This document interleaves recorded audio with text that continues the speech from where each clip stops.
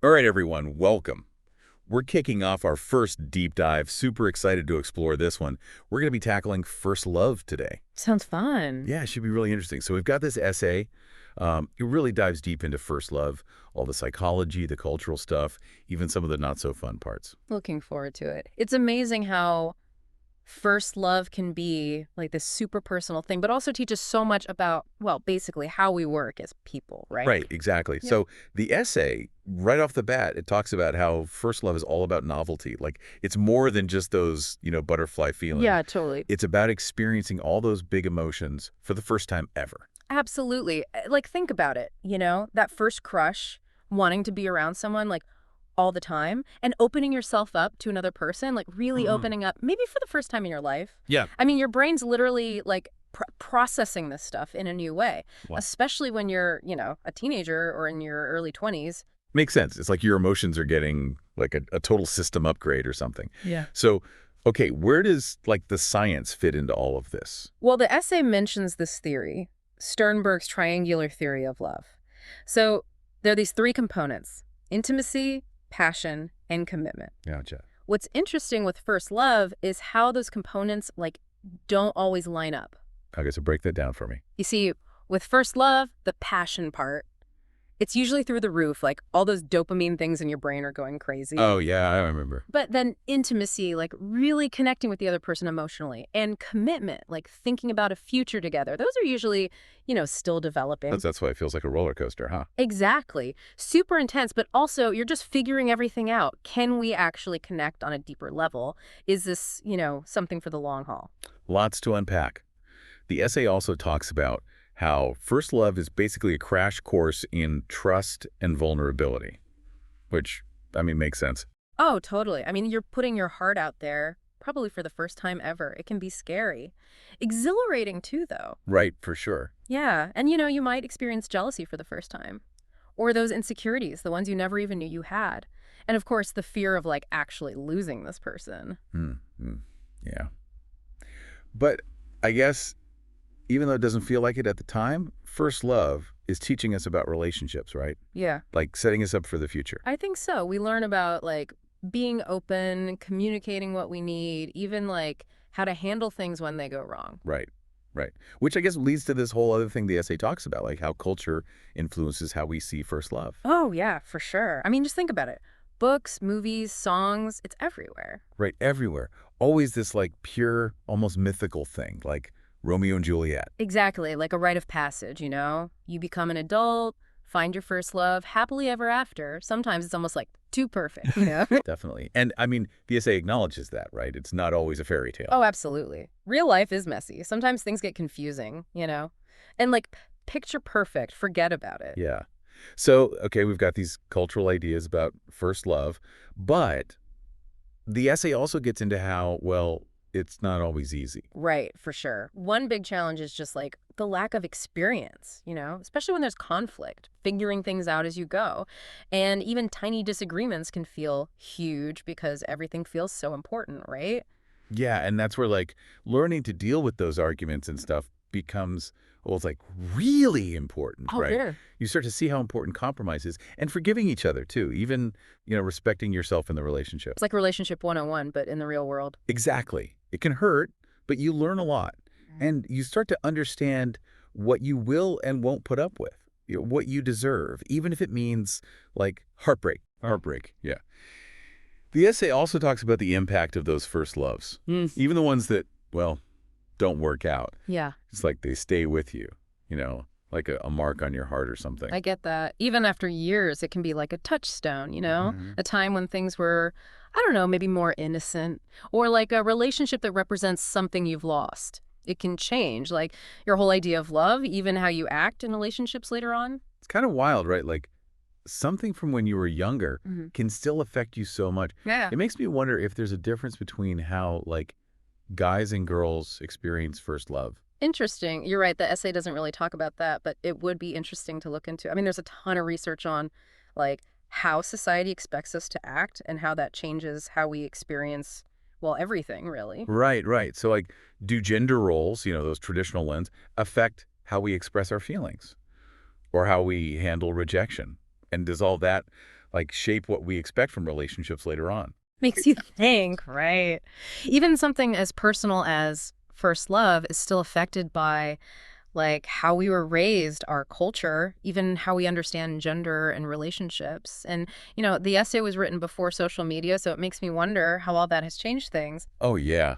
I mean, online dating, seeing all these like perfect lives on Instagram, how does that affect like how young people experience intimacy and trust, especially in first love? It's definitely like a whole other level of complexity. You can connect with anyone instantly, but also people can easily pretend to be someone they're not, right?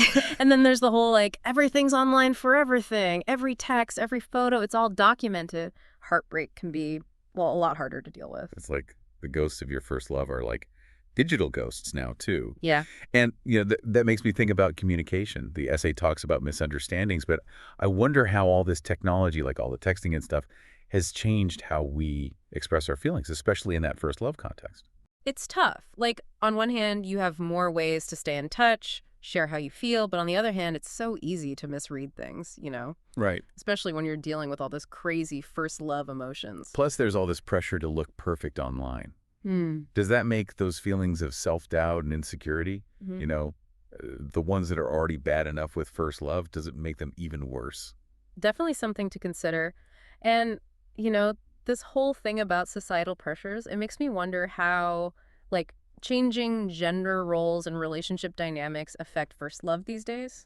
The essay doesn't really talk about that specifically, but it's such a relevant point. Like, how do all these changing ideas about, being masculine or feminine, consent, communication, even boundaries, how does all that change how young people approach intimacy in their first relationships? It's a totally different world now, isn't it? It even makes you wonder, like, is first love even, I don't know, universal anymore? Is there something that connects all those experiences across cultures?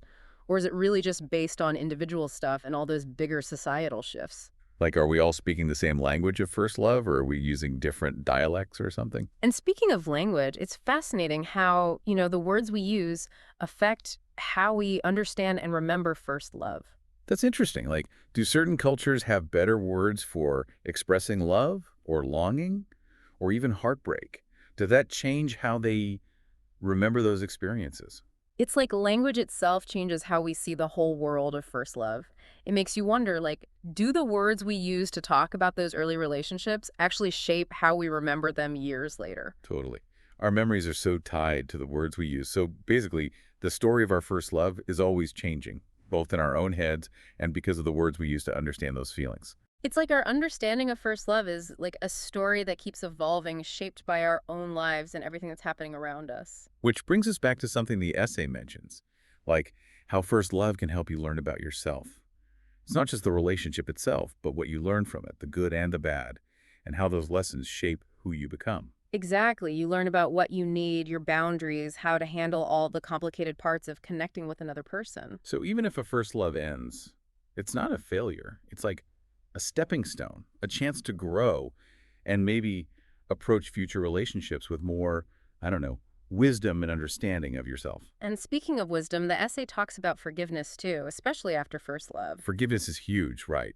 Forgiving yourself for the mistakes you made, forgiving the other person even if they hurt you, and like moving on without all that baggage. It's about understanding that everyone was doing their best with what they knew at the time, and that letting go of that anger is important for, being happy. And speaking of letting go, I wonder about like unfinished business with first love. What about all those what ifs, those fantasies about what could have been? Do those feelings ever really go away, or do they, I don't know, stick around and affect your relationships now? That's a good point. It's like those ghosts of first love hang around until you deal with those feelings. And sometimes you have to like actively try to find closure, maybe through journaling, therapy, or even just, really thinking about it. Like you have to make peace with the past to, be present and open to new things. Which makes me think about time. Like, does the intensity of first love really fade? Or does it always hold, I don't know, a special place, even when you move on to other relationships and experiences? That probably depends on the person. For some, first love might always be like the most important thing, the one they compare everything else to. But for others, it might become, well, just another part of their story. And, speaking of chapters in a story, I'm curious about second chances with first love. What about those people who reconnect years later with all the wisdom and experience they've gained? It's a romantic idea, right?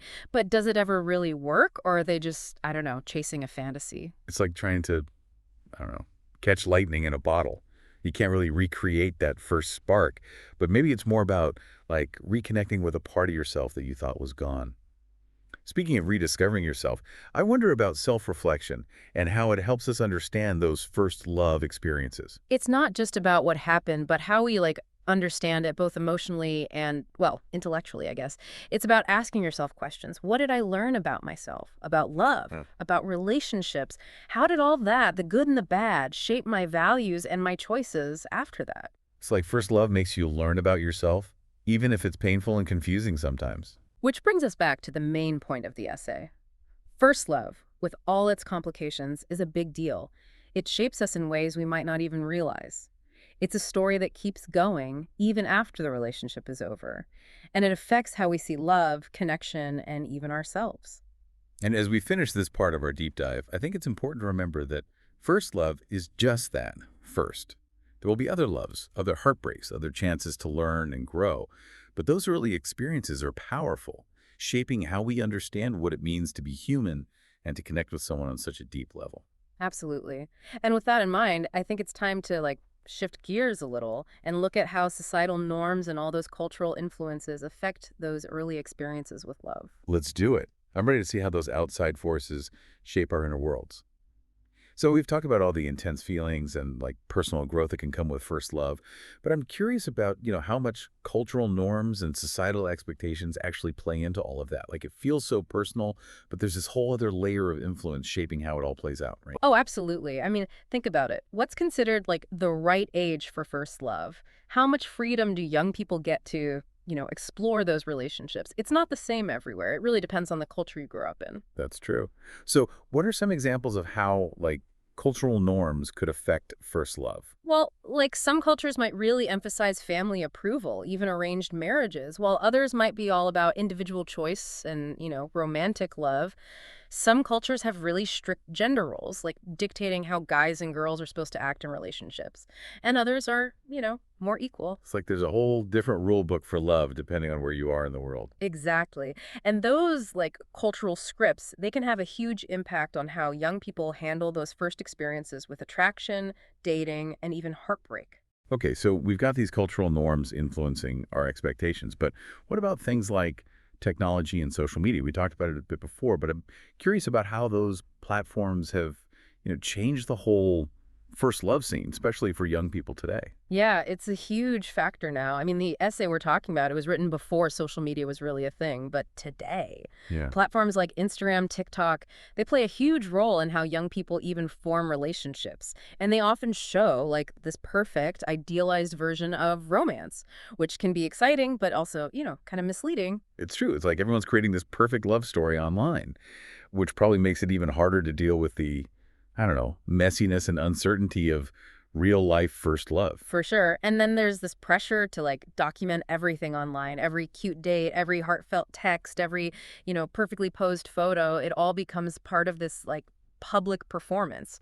Which just adds another layer of pressure to those early relationships, Mm. right? It's not just between you and your partner anymore. It's about how your love story fits into this whole online narrative. Right. And then there's that whole thing about nothing ever really disappears online. You might delete a post or a message, but it can still be out there somewhere. Maybe even come back to haunt you later. It's like the ghosts of first love are digital now, too. So, with all that in mind, I wonder about the long-term impact of first love. Does the way we experience it, set the stage for our future relationships? That's a tough question. The essay talks about how first love can shape our ideas about romance, even who we're attracted to, but there's no simple answer.